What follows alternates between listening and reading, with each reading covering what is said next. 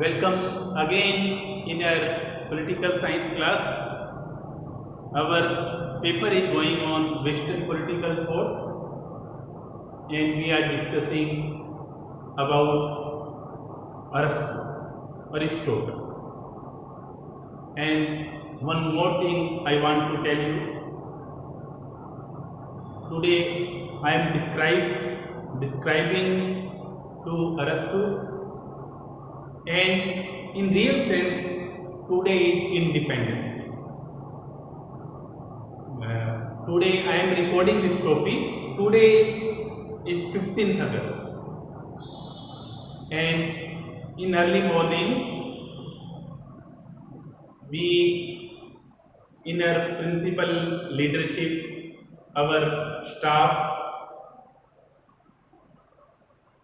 today celebrate Independence Day, flag hosting, but students, we missed you a lot, because I think it is first Independence Day in my life that there is no student in our college, only and only staff, and we pray to God that condition will normal very soon, and you will come to your college, your own college, your definite own college, because college is also missing you. And today I have some spare time, therefore I thought that today I will make 2 or 3 videos for you, because another day, working day, some assignments are going on. Therefore, I tried that I will make video, I will make some lecture for you in holiday, Saturday, Sunday, or another holiday. And earlier we saw about state theory of Aristotle, and today in this lecture we will describe about citizenship, Nagrik. We will describe about citizenship, Nagrikta. Nagrikta in a democratic country, every people have a right of citizenship. Because in democratic country, all people are equal. All people have some right. You read in second year about fundamental right, that we have some fundamental right.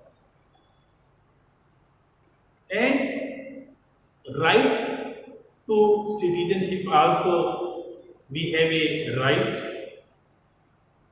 But in Unani period, in ancient period, it was very different concept. It was very different concept. And it was very important right. देखिए, यूनानी काल में नागरिकता बहुत ही important होती, यूं ही नहीं मिल जाती थी सब, उसके लिए कुछ शर्तें थी। उसके लिए कुछ क्या थी? शर्तें थी।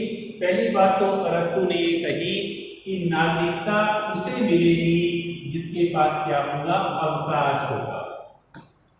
अवकाश मीन्स हॉलीडेज, अवकाश मीन्स स्पेयर टाइम, और अवकाश किसके लिए होगा? विधायन एवं प्रशासनिक कार्यों के लिए। विधायन एवं प्रशासनिक कार्यों के लिए जिसके पास अवकाश होगा, टाइम होगा, उसे ही नागरिकता मिलेगी। नागरिकता यूं ही किसी को नहीं मिल जाएगी, because that time citizenship was a very important concept. उस जमाने में नागरिकता यूं ही नहीं मिल जाती थी। तो पहली बात तो उन्होंने ये कही कि जिसके पास अवकाश है उसे ही नागरिकता मिलेगी, और उन्होंने कुछ रेस्ट्रिक्शन लगाए कि नागरिकता किसे किसे नहीं मिलेगी। तो उसमें पहला रेस्ट्रिक्शन है कि जो संपत्ति विहीन है, जो गरीब लोग हैं, उनको नागरिकता नहीं मिलेगी। दूसरा ये है कि जो श्रमिक हैं, मजदूर हैं, उनको भी नागरिकता नहीं मिलेगी। तीसरा ये है कि जो सूदखोर हैं, जमाखोर हैं, पैसा दे के ब्याज लेते हैं, या ब्लैक होल्डर्स हैं, काला बाजारी करते हैं, उनको भी नागरिकता नहीं मिलेगी। जो महिलाएं और बच्चे हैं, उनको भी नागरिकता नहीं मिलेगी। जो वृद्ध लोग हैं, बूढ़े लोग हैं, ओल्ड एज पीपल हैं, उनको भी नागरिकता नहीं मिलेगी। और जो दास हैं, जो स्लेव्स हैं, उनको भी नागरिकता नहीं मिलेगी। देखिए, नागरिकता के लिए कितने ज्यादा रेस्ट्रिक्शन लगाए हैं। गरीब लोगों को नागरिकता नहीं मिलेगी, श्रमिकों को नागरिकता नहीं मिलेगी, सूदखोरों को नागरिकता नहीं मिलेगी, महिलाओं और बच्चों को नागरिकता नहीं मिलेगी, वृद्धों को नागरिकता नहीं मिलेगी, और दासों को नागरिकता नहीं मिलेगी। तो आपके दिमाग में ये क्वेश्चन उठ रहा होगा, तो नागरिकता मिलेगी किसको? बच्चों को भी नहीं मिलनी, महिलाओं को भी नहीं मिलनी, जमाखोरों को भी नहीं मिलनी, बूढ़ों को भी नहीं मिलनी, दासों को भी नहीं मिलनी। तो कौन से दो वर्ग रह गए जिनको नागरिकता मिलेगी? कौन से ऐसे दो वर्ग हैं जिनको नागरिकता मिलनी चाहिए? एक तो इसमें ये आ रहा है कि जो धनवान लोग हैं, जिनके पास संपत्ति है, जिनके पास कोई जायदाद है, उनको तो नागरिकता अनिवार्य रूप से मिलेगी। और एक ये आ रहा है कि जो युवा लोग हैं, उनको भी नागरिकता अनिवार्य रूप से मिलेगी। लेकिन अल्टीमेटली वो ये कहते हैं कि जिसके पास क्या है, अवकाश है, जिसके पास क्या है, स्पेयर टाइम है। टाइम भी कोई मौज मस्ती के लिए नहीं, बल्कि किसके लिए, विधायन और प्रशासनिक कार्यों के लिए। You read in first year, there are three organs in our government: legislative, executive, and judiciary. Legislative makes our laws, and executive make administrative work. तो वो कहते हैं कि दो बहुत ही इंपॉर्टेंट काम है, विधायी और प्रशासनिक, कानून बनाना और प्रशासन का काम करना। तो जिनके पास इस चीज के लिए समय है, नागरिकता उन्हें ही मिलेगी। तो ये जो नागरिकता का जो कॉन्सेप्ट है अरस्तु का, क्या ये वर्तमान समय में एप्रोप्रिएट है? क्या इसे डेमोक्रेटिक कंट्री में लागू किया जा सकता है? बिल्कुल भी नहीं किया जा सकता। उस जमाने में राज्य छोटे छोटे होते थे, अरस्तु ने कॉन्सेप्ट दिया और कॉन्सेप्ट ये क्या है, लागू भी हो गया। छोटे छोटे नगर राज्य होते थे, लेकिन वर्तमान जमाने में ये कॉन्सेप्ट एप्लीकेबल बिल्कुल भी नहीं है। इस सिद्धांत की क्या हुई है, आलोचना हुई है।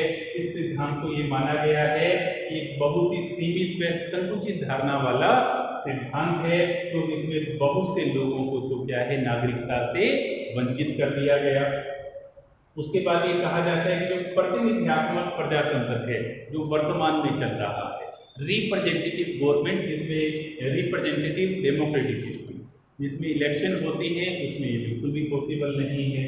और इसमें जो दृष्टिकोण आ रहा है वो कौन सा आ रहा है, धनिक तंत्रीय दृष्टिकोण, कि जिसके पास धन है, पैसा है, उसे ही क्या मिलेगी, नागरिकता मिलेगी। तो भी ये भी जो दृष्टिकोण है वो सही नहीं है। उसके बाद जो ज़्यादा जनसंख्या वाले राज्य हैं, वहाँ पे ये कॉन्सेप्ट लागू हुई नहीं हो सकता। और उसके बाद है, इस सिद्धांत के द्वारा क्या हो जाएगा, समाज में अनेक वर्ग बन जाएंगे, अनेक गुट बन जाएंगे, और अनेक वर्ग और गुटों के कारण क्या है, समाज में कौन सी स्थिति आ जाएगी, विभाजन की स्थिति आ जाएगी। प्लस जिसे नागरिकता मिली हुई है वो तो अपना कदर ऊपर रख के चलेगा, और जिसे नागरिकता नहीं मिली हुई है वो क्या है, कि सिर झुका के चलेगा। इसलिए ये सिद्धांत क्या है, वर्तमान में अप्लाई नहीं किया जा सकता।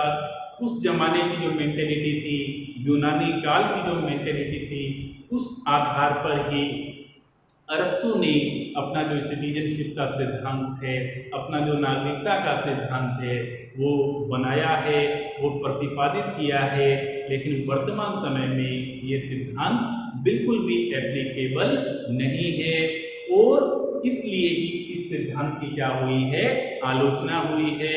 लेकिन देखिए, कोई भी सिद्धांत, हर सिक्के के दो पहलू होते हैं। इस सिद्धांत में जो अच्छी बात है, ये एक अवेयरनेस के लिए है कि नागरिकों को विधायी और प्रशासनिक कार्यों में भाग लेना चाहिए।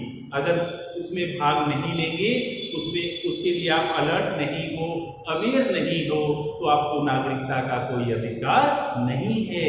इसे वर्तमान में इस रूप में एप्लीकेबल किया जा सकता है कि यदि आप अवेयर नहीं हो, एक्टिव नहीं हो सरकार के प्रति, अपने नागरिकों के प्रति, तो अरस्तु तो यहाँ तक कहते हैं कि आपकी नागरिकता ही छीन ली जानी चाहिए। तो हमें थोड़ा बहुत क्या होना चाहिए, अपने अधिकारों के प्रति, अपने सरकार के प्रति अवेयर होना चाहिए, एक्टिव होना चाहिए। और इस सिद्धांत का मैसेज भी यही है कि वर्तमान में भी हमें अवेयर, एक्टिव होते हुए सरकार के कामों को एनालिसिस करना चाहिए। सरकार के जो अच्छे काम हैं उन्हें हमें एप्रिशिएट करना चाहिए, और अगर सरकार अच्छा नहीं भी कर रही तो उसे हमें क्रिटिसाइज भी करना चाहिए। यही हमारी मोरालिटी है, यही हमारी वास्तविक नागरिकता है। Thank you so much.